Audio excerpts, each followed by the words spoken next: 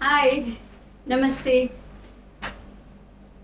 आज कहानी न सुना के छोटा छोटा जो मैं लिख दिया करती हूँ उसको लेख कह लीजिए या संस्मरण कह लीजिए या मन के विचार कह लीजिए, वो मैं आपको सुनाऊंगी। पर आज सुबह एक न्यूज़ पढ़ी, व्हाट्सएप पे मिली कि तनाव घटता है दोस्ती से। देखिए ना, तभी तो आप लोग के समक्ष हाजिर हूँ तनाव घटाने। आपका भी अपना भी बातें करते रहिए। कोई सामने है, बोल रहा है ना, सही गले में हाथ डाल पा रहे हैं या हाथ पकड़ पा रहे हैं, पर ये कम नहीं होता। मुझे पता है ना, फोन पे बात करके आदमी हल्का हो जाता है। तो सबसे ज्यादा किया गया है कि दोस्ती से तनाव घटता है। दोस्तों के साथ आप खुल के हंस लेते हैं। मेरे घर में क्या किस्सा है कि हम तीनों के बीच दोस्ती बहुत अच्छी है। जब तक बच्चे छोटे होते हैं, 12, 15, 16 पढ़ने की एज में, आप हर टॉपिक पे उनसे खुल के बात नहीं कर सकते। पर ये युवा बच्चे तहजीब के दायरे में ही सही खुल के बात करते हैं, अपनी समस्याओं को भी रखना सीख गए हैं। स्वाति है, बैंक की कोई प्रॉब्लम होगी डिस्कस किए बिना हमसे और सौरभ से मानती नहीं है। सौरभ को कोई परेशानी है तो वी आर गुड फ्रेंड्स कह सकते हैं। और शायद मेरी खुशी, मुस्कुराना, हंसना, पगलाना सब इन दोनों की वजह से है, क्योंकि कोई तनाव नहीं है, किसी को किसी तरह का नहीं है।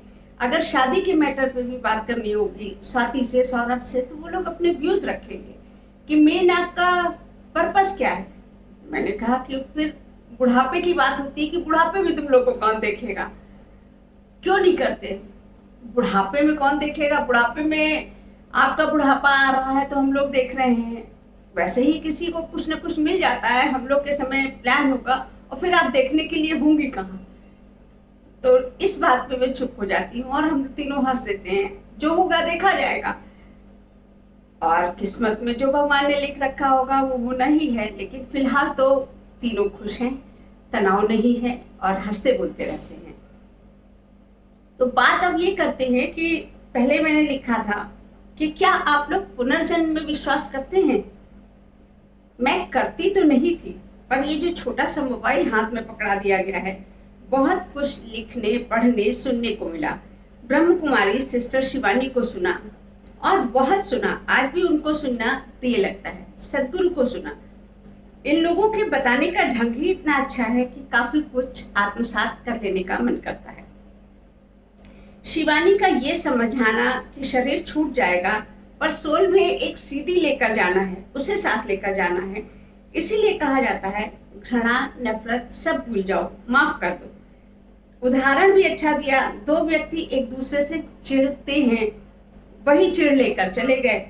किसी जन्म में कहीं आमना सामना हुआ, पहचानते नहीं है एक दूसरे को, पर पता नहीं क्यों अनजानी सी चिढ़ सीडी लेके गए हैं नफरत की। होता भी है, मैं भी मानती हूँ कुछ लोगों के लिए देख के अजीब सा विरक्ति भाव आता है। क्यों कह नहीं सकते? अच्छा, एक बात और सोच के देखो, नया पैदा हुआ बच्चा भी सोते हुए कभी चौंक रहा है या कभी मुस्कुरा रहा है या रो रहा है। क्या सपना देखा होगा? अभी तो स्मृतियां भी नहीं बनी, फिर क्यों मुस्कुराना और रोना? पता नहीं, मैं तो अब इन बातों को खूब मानने लगी हूँ। अब मैंने स्कूल कॉलेज में तो कभी लिखा नहीं, बड़े होकर भी 55 साल तक कहीं अता पता नहीं था कि मैं लिखने वाली हूँ। और इस हद तक पूर्व जन्म का ही कुछ तो होगा, किसी भी जन्म का। जैसे स्वाति की ड्राइंग, सौरभ का लिखना, क्या है किसी से इनहेरिट नहीं किया है तो जरूर सीडी लेके गया होगा और उस सीडी का शीश ही उसको उस तरफ ढकेल रहा है। बहुत अच्छा लिखता है इंग्लिश और या हिंदी। मैं भी उसकी कायल हूँ कि तुमको हिंदी कैसे इतनी अच्छी आ गई, लेकिन वो लिखता है। तो कुछ तो चक्कर है पूर्व जन्म का। तो चलो माफ करें, अगले जन्म की सीडी को क्लीन ले जाएं। तो ये तो थी मेरी पहली रचना। और आज मुझे पता नहीं क्यों भूली बातें याद आ रही हैं। शायद इसलिए भी कि उस समय जो 100% दूसरों की गलती नजर आती थी, अब अपने पर भी गुस्सा आती है। क्या मैंने छोटी सी बात का बतंगड़ बना दिया, पर समझती भी कैसे। वो कोई उम्र थी क्रोध को पी जाने की। तब तो लगता था ऐसी की तैसी, बस भिड़ जाओ, सही बात पे क्या चुप रहना। अब तो कोई गलत भी कहे तो चुप रह जाती हूँ। बात ऐसी थी कि मैं तो थी ही बुनाई मास्टर। सो इस बार बच्चों का और पतिदेव का न बुनकर ससुर जी के लिए स्वेटर बनाने की सोची। बुक से छांट कर एक नए प्रकार का केबल डालकर वी नेक का एक स्वेटर बिन ही डाला। सर्दियों में जब इलाहाबाद गई तो लेती गई।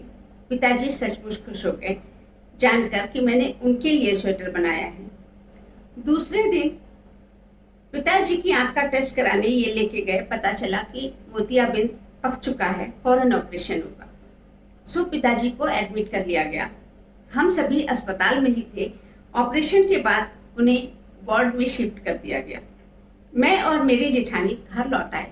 खाना भी बनाना था। शाम को जब ये घर लौटे तो इनके हाथ में एक पैकेट था। खोला तो मेरा जी धक से रह गया। उसमें मेरा बिना हुआ स्वेटर था, आगे से बीचों बीच से कटा। पिताजी को गर्मी लग रही थी, ऊपर से उतार नहीं सकते थे। पिताजी ने कहा बीच से काट कर उतार दो, और आज्ञाकारी पुत्र ने बीच से काट कर अपने कर्तव्य की इतिश्री कर दी। साइड से नहीं काट सकते थे, मेरे दिमाग ही में नहीं आया, पर मेरा रोना रुक ही नहीं रहा था। गुस्से में खाना भी नहीं खाया, पर ऐसा लग रहा था कि किसी को इस बात से कोई फर्क नहीं पड़ा। बस इसके बाद ये याद रहा है कि 4-6 दिन तो मैं गुस्से में लोगों से सिर्फ मतलब भर बोलती रही, और फिर जीवन में उनका स्वेटर नहीं बिना। आज थोड़ा अफसोस लगा, पर उस समय अपना हर कदम सही नजर आया था। स्वाभाविक है, आज स्वाति के साथ इस तरह की कोई घटना होगी, मैं भी उसके साथ खड़ी हो जाऊंगी। नया स्वेटर इस तरह से काट देना, रोना तो था ही, लेकिन गुस्सा शांत होने में शायद 4-6 दिन तो उस समय लगे थे। पर अंदर का क्रोध तो अनुभव से ही जाता है, अनुभव से ही जाता है। आप झुकते झुकते झुकते इस लेवल तक झुकना सीख जाते हैं कि अब गुस्सा नहीं आता, टाल दो, क्योंकि अब ये फैक्ट समझ चुकी हूँ कि वही बात जो हमेशा कहती आई हूँ, आप दूसरों को नहीं बदल सकते, आप खुद को बदलिए। आप सहना और सीखिए, अभी जब तक जीवन है। लोगों का जो जिद्दी है उनका सहना पड़ेगा ही, और ज़्यादा है तो फिर निपटने के तरीके भी हैं। तो ये तो रही मेरी और आपकी आज की बातचीत। फिर मिलूंगी हर 2 दिन पे, ये पक्का वादा। तो बस चलती हूँ, नमस्ते।